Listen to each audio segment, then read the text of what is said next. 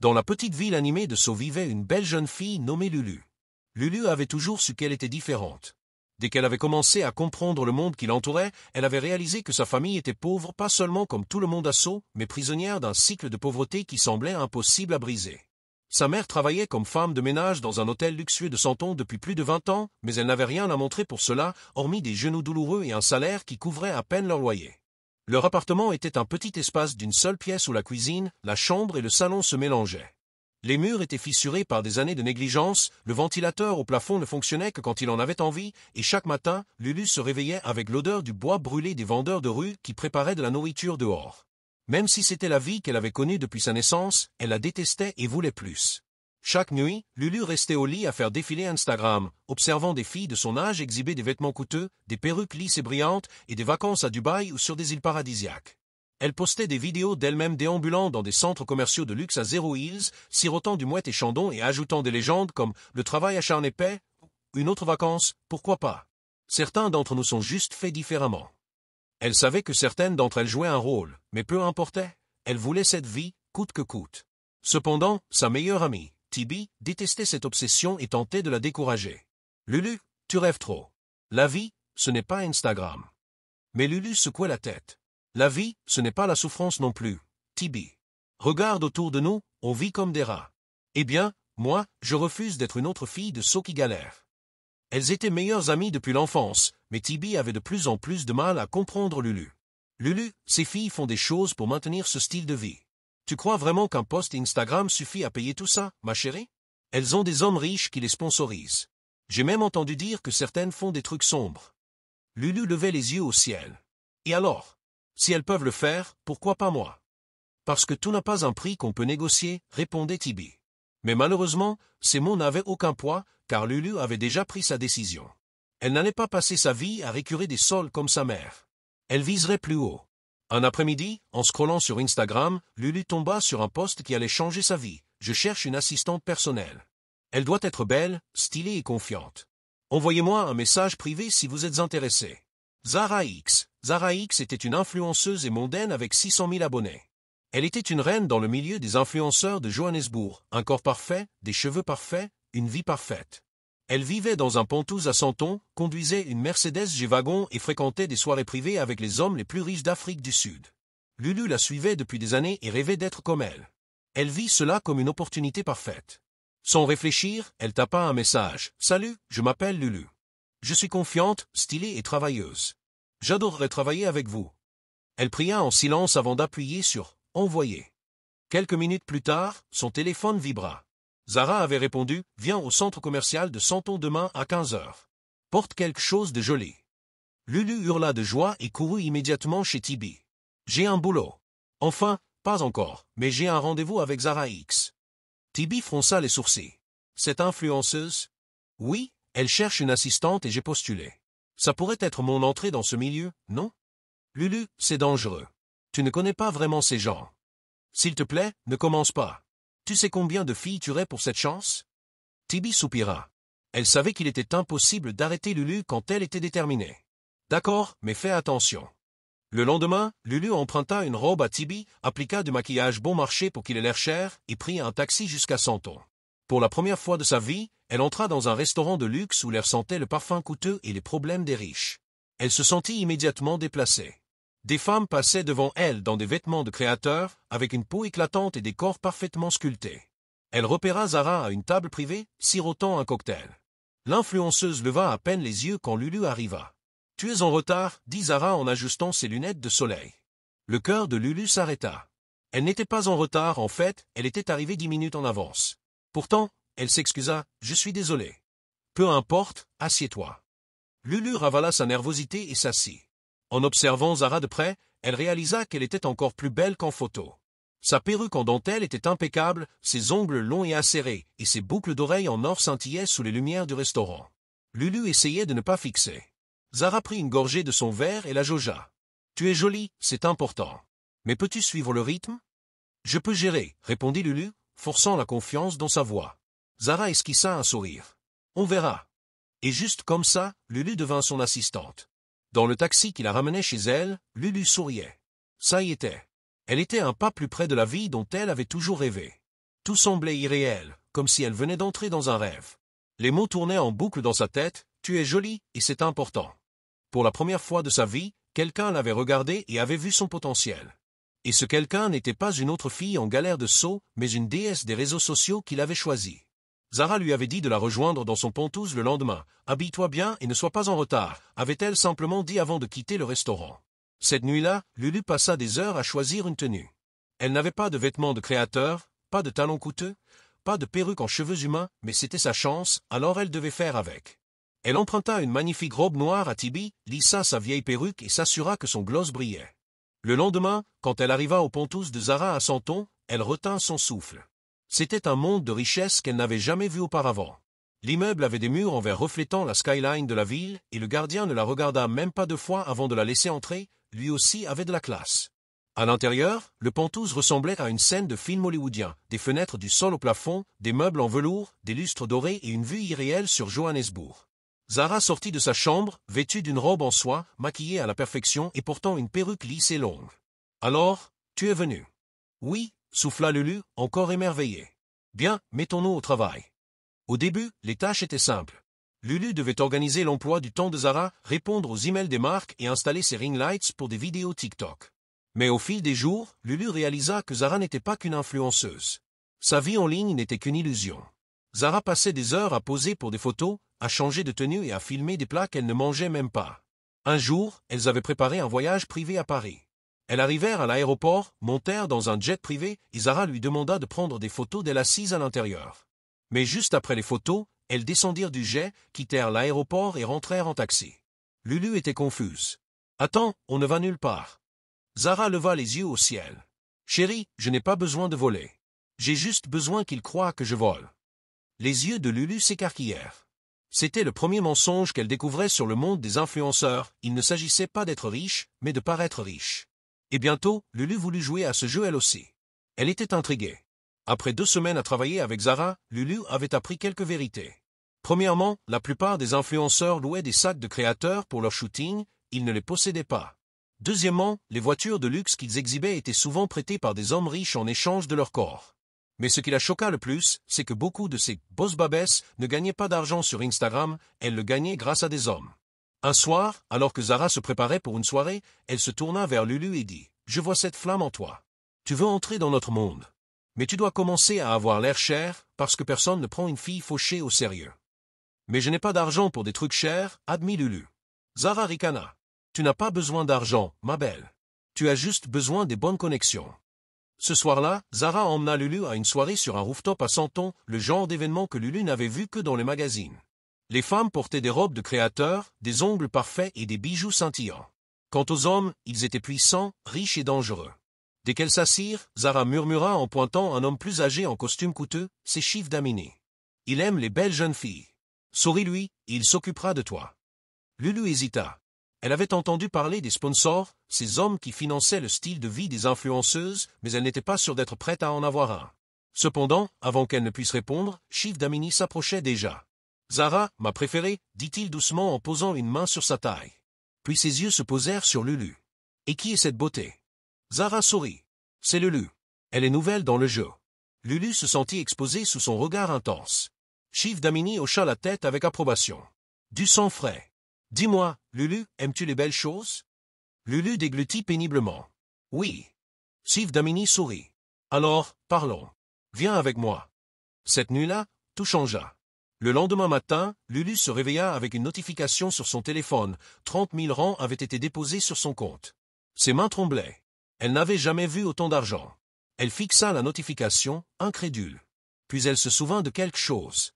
Elle ouvrit rapidement la galerie de son téléphone et posta une photo d'elle prise à la soirée de la veille, avec la légende « Quand tu travailles dur, les récompenses suivent ». Étonnamment, les likes affluèrent et les commentaires étaient remplis de jalousie et d'admiration. « Lulu, tu rayonnes, la vie douce te va bien, ma belle. » Personne ne demanda d'où venait l'argent, et il n'avait pas besoin de savoir. La seule chose qui comptait désormais, c'est que Lulu était officiellement dans le jeu.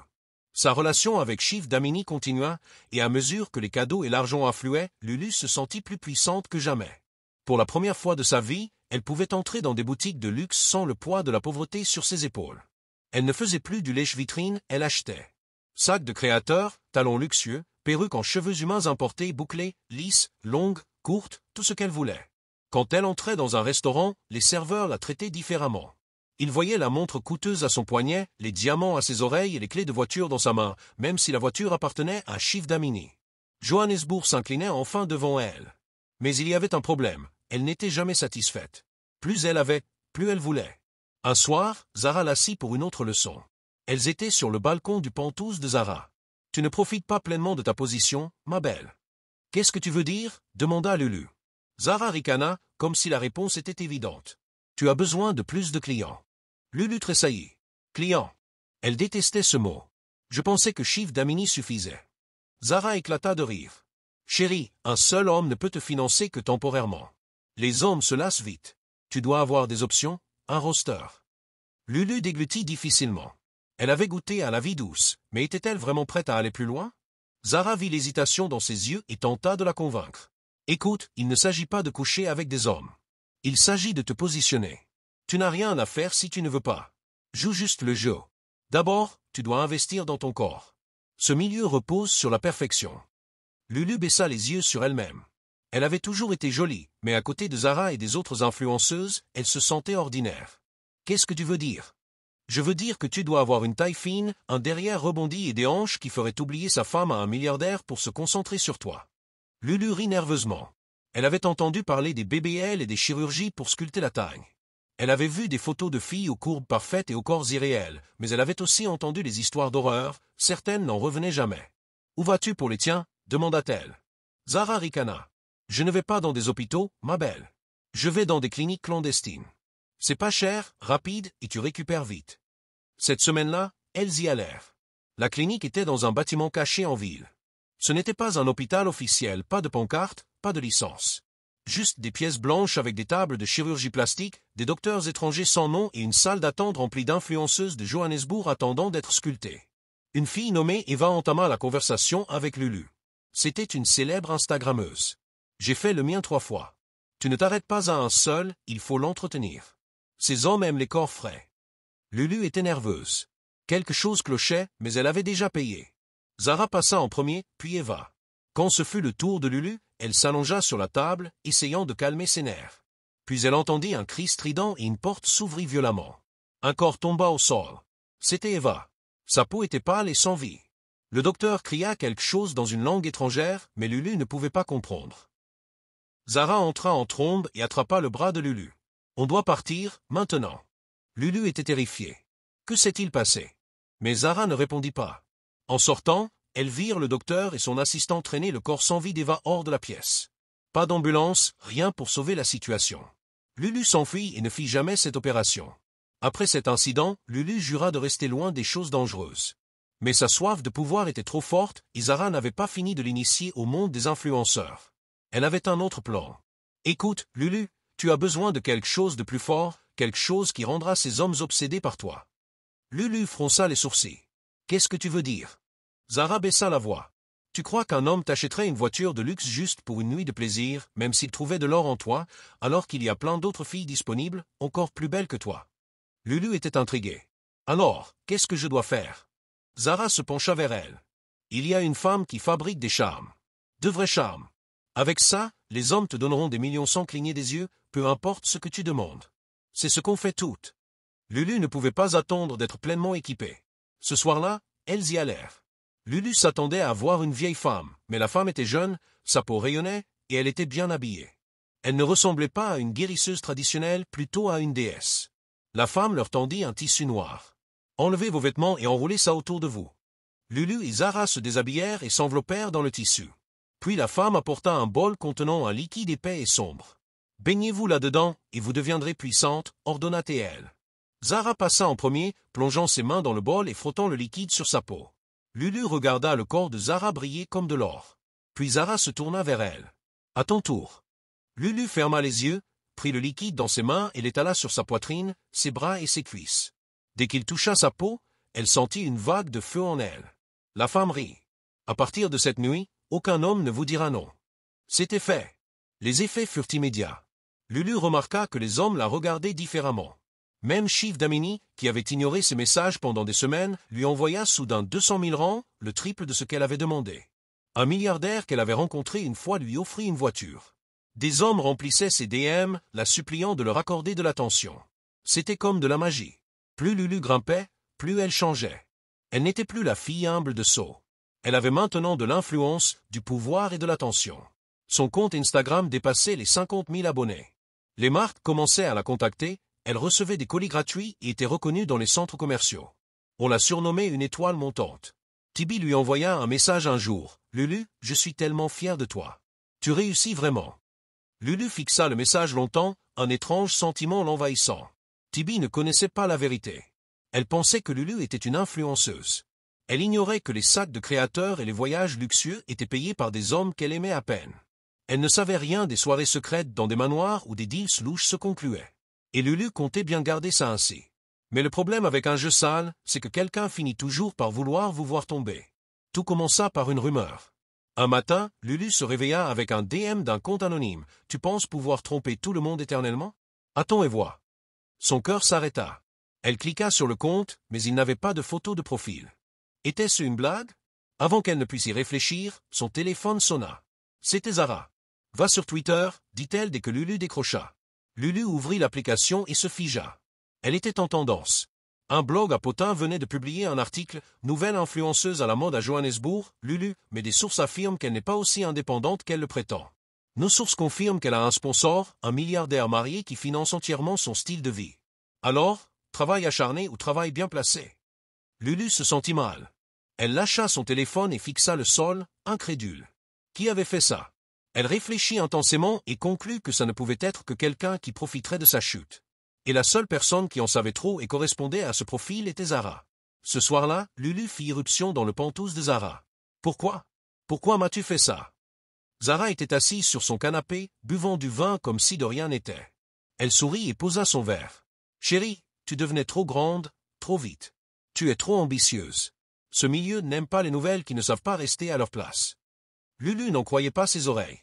Elle avait l'impression d'avoir été frappée. « Zara, je pensais que tu étais mon amie. » Zara rit. « Ami, tu n'es pas naïve à ce point, ma douce. Je t'ai fait entrer dans ce monde, je peux t'en sortir. » Les mains de Lulu tremblaient de rage.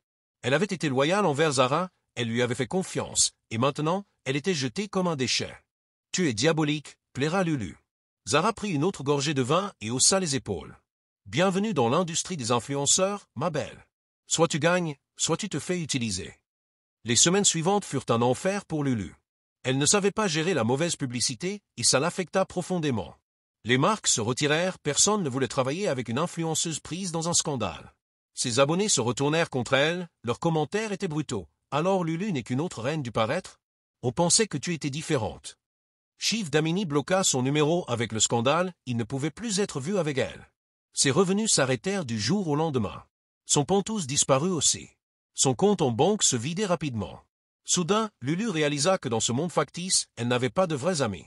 Zara l'avait ruinée, et elle était désormais seule. Lulu était assise dans le noir, pleurant en lisant les commentaires haineux sous son dernier post Instagram. Vie fausse, les reines du paraître finissent toujours comme ça. Dommage, on pensait qu'elle était une vraie influenceuse. Son téléphone vibrait avec des appels manqués de numéros inconnus. Les blogs l'avaient exposée, et maintenant, les vautours tournaient autour d'elle, prêts à la dévorer. Elle avait tout perdu, sa réputation, ses sponsors, son style de vie. Zara avait gagné. Lulu se regarda dans le miroir. Sa peau autrefois impeccable était maintenant couverte de boutons de stress. Ses perruques étaient en désordre, son glamour avait disparu. Mais elle n'allait pas rester à terre. Non, elle allait se battre. Puisque cette industrie était un monde de chiens qui se mangent entre eux, elle riposterait. Zara avait déclaré la guerre et elle allait la lui rendre pas avec des mots, mais avec du pouvoir. Un pouvoir sombre. Lulu savait où aller. Elle avait entendu parler d'une femme à Sceaux, une puissante sangoma capable de changer les destinées. Dès que Lulu entra, elle ressentit une présence sombre et maléfique. Des bougies vacillaient dans l'obscurité et d'étranges symboles couvraient les murs. Une vieille femme était assise sur un tapis. « Tu viens à moi briser », commenta-t-elle sans que Lulu dise un mot. Lulu bouillait. « Je veux me venger. » La femme sourit. « La vengeance a un prix, enfant. Es-tu prête à le payer ?» Lulu pensa à Zara dans son penthouse, buvant son vin, intouchable, et serra les poings. « Oui, je suis prête. » La vieille femme hocha lentement la tête. « Il y a un moyen, mais une fois que tu commences, tu ne peux pas revenir en arrière. » Elle donna à Lulu un tissu rouge, une bougie noire et une bouteille remplie d'un liquide sombre. Verse ce liquide sur ta langue chaque nuit, ordonna-t-elle. Cela rendra tes mots puissants. Quand tu parleras contre quelqu'un, sa vie s'effondrera. Les mains de Lulu tremblaient en prenant la bouteille. Zara, demanda-t-elle. La femme sourit froidement. Elle paiera. Cette nuit-là, Lulu alluma la bougie noire, enroula le tissu rouge autour de sa taille et versa 3 gouttes du liquide sombre sur sa langue. Le goût était amer et brûlant. Elle ferma les yeux alors qu'une étrange énergie traversait ses veines. Quand elle les rouvrit, elle n'était plus la même Lulu. Cette Lulu avait du pouvoir et elle allait l'utiliser. Le premier signe que ça fonctionnait apparut 3 jours plus tard.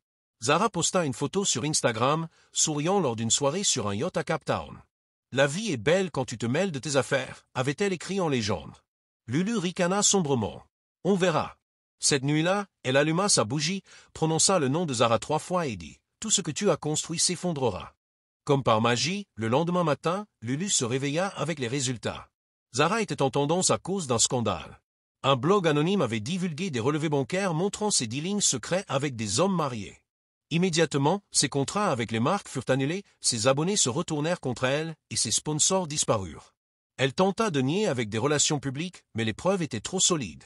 Zara perdait, mais Lulu ne faisait que commencer. Une semaine plus tard, Lulu était assise dans un club privé à Santon, regardant l'industrie s'effondrer. Ceux qui avaient ri de sa chute étaient maintenant exposés. Les affaires secrètes de Chief Damini avaient fuité aussi, et les influenceurs étaient traînés en ligne. Lulu n'avait plus peur. Elle contrôlait désormais. Mais ce pouvoir la rendait imprudente. Cette nuit-là, elle appela Zara. Zara décrocha. « Qu'est-ce que tu veux, Lulu ?» Lulu sourit sombrement. « Te voir souffrir. » Zara secoua la tête. « Tu ne sais pas ce que tu as fait, Lulu. Cette industrie ne te laisse pas gagner. » Lulu rit. « Mais j'ai déjà gagné. » Et elle raccrocha. Cette nuit-là, Zara disparut. Plus de mise à jour Instagram, plus d'apparitions en club, et personne ne savait où elle était passée. Les blogs commencèrent à spéculer. Zara a-t-elle fui le pays? A-t-elle été arrêtée? Est-elle morte? Mais Lulu s'en fichait. Elle avait eu sa revanche, et c'était tout ce qui comptait. Ce qu'elle ignorait, cependant, c'est que la bataille était loin d'être terminée. Une nuit, Lulu se réveilla en entendant des murmures. Au début, elle pensa qu'elle rêvait, mais en ouvrant les yeux, elle le sentit. Quelque chose l'observait. Elle se redressa lentement, attrapa son téléphone et vérifiqua Instagram. Zara était toujours portée disparue. Lulu aurait dû se sentir victorieuse, mais quelque chose clochait. Les ombres dans le coin de sa chambre bougèrent. Elle cligna des yeux, et pendant un instant, elle jura avoir vu la silhouette d'une femme debout dans l'obscurité, qui l'observait.